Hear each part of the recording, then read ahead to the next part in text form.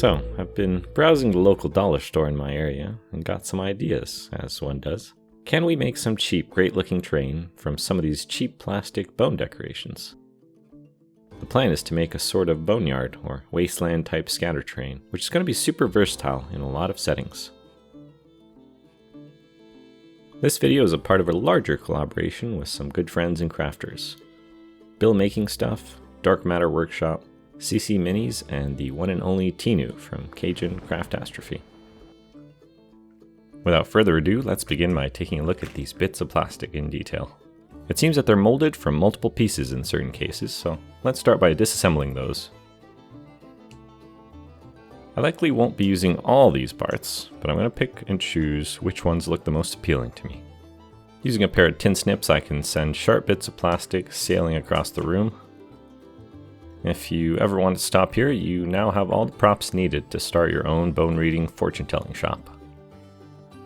Don't worry about cutting something that you didn't mean to. We can always reassemble it back together and glue it, which will actually look more natural as the skeletons could have cracked and broken with time. A good wash and a lot of sanding is encouraged here, as this type of plastic will be hard to glue together and even get paint to stick to. Now check this out. In order to get some organic wear and tear on these bones, we can set them on fire. Now, you need to use caution here. Open a window, run a fan, wear a respirator, or better yet, do this outside if you're going to attempt this. Just using a simple lighter, and I go over a lot of the edges where I cut through the plastic so that it melts and deforms the edges a bit. Having a jug of water nearby is a good idea. You can dunk the plastic as you're setting it on fire, and it can help put out any accidental fires, let's say. If you're not planning on painting the plastic, this basically adds free weathering too, as it darkens and burns the edges realistically. In order to get some parts sunken into the ground, I'm going to do some preemptive cutting. This skull decoration is going to get a cut at an odd angle here. Alright, so now that we have a disturbing amount of animal bones littering our desk, we can cast the proper incantation. Click the subscribe button, like the video, share it with your friends. Not sure that did anything. Oh well, let's keep going. Let's bring out some basing materials. I've had a box of premium vinyl tiles that I love using for small scatter terrain like this. They're a bit thicker than your average stuff, and they have this adhesive backing. The benefits of using this over something like MDF is that it won't soak up any moisture, and will dry a lot quicker. If you're having trouble cutting it down, making multiple light scores across the surface with a knife lets you bend it and crack it apart so that you can keep cutting. Once you have all the shapes you want, you can even sand down the edges slightly to give you more organic shapes. I used one whole tile to make all the pieces and just drew in outlines ahead of time to see how it would sit. When peeling back the tape, I can now just set down the bones on the adhesive surface, and then come in with super glue to give it a stronger bond. We've got two options for laying down the ground texture.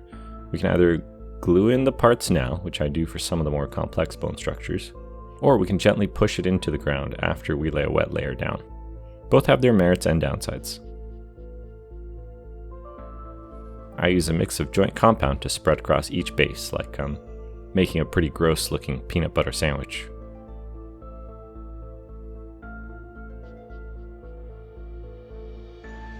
Coming in with a wet brush to stipple out any obvious scrape patterns. This is the point where I secure down any bones that weren't attached already. In many cases, squishing them down into the plaster will give a good enough bond. Now to add a bit more texture, we're going to use some gravel. I have a bag of this stuff that has various grits mixed in all together. When I want to separate out the grits, I just use a sieve like this, getting the finer grains into a separate container that I can then use. With some white glue, I brush onto the whole surface of the base, even getting underneath some of these rib cages.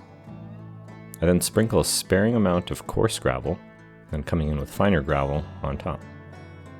And finally, sprinkling on some baking soda to resemble fine sand. Doing a full batch of these takes almost no time at all. Now, just be warned, baking soda and PVA glue make this sort of slime when mixed together. Once dry, it does become this interesting sort of texture, and we can even come in with more super glue and baking soda on top to give it that grit back up. Once the super glue dries a little, you can come in with a dry brush and clean off the excess powder. This sort of makes me feel like some sort of archaeologist. Very satisfying. Before applying paint, I go over the plastic bits with a metal tool to make sure there's no joint compound, glue, or sand on them from the previous steps. These are likely to flake off and it'll show up in the paint job. Speaking of paint, we're going to base these with some white spray paint, as the overall paint scheme will be very bright due to the bones. I'm using an airbrush for most of this, but a brush works too. We're using very diluted craft paints, getting some browns, sepias, and dark colors in the recesses. And overall just trying to go for an aged yellowing look to the bones. I use another piece of terrain as reference that I've made for my desert board, making sure that the color scheme matches roughly. If I recall, I used burnt umber, some reds, and then dry brushed up to a tan and an off-white color. And with that, we can call these done. If you're looking for a project this Halloween and happen to stop by the dollar store, maybe this gives you some inspiration. If you're looking for other ways to use those cheap dollar store toys, then have a look in the description, where I've linked the video builds from my friends tackling similar projects in their own unique way. Have a good one, and I'll see you next time.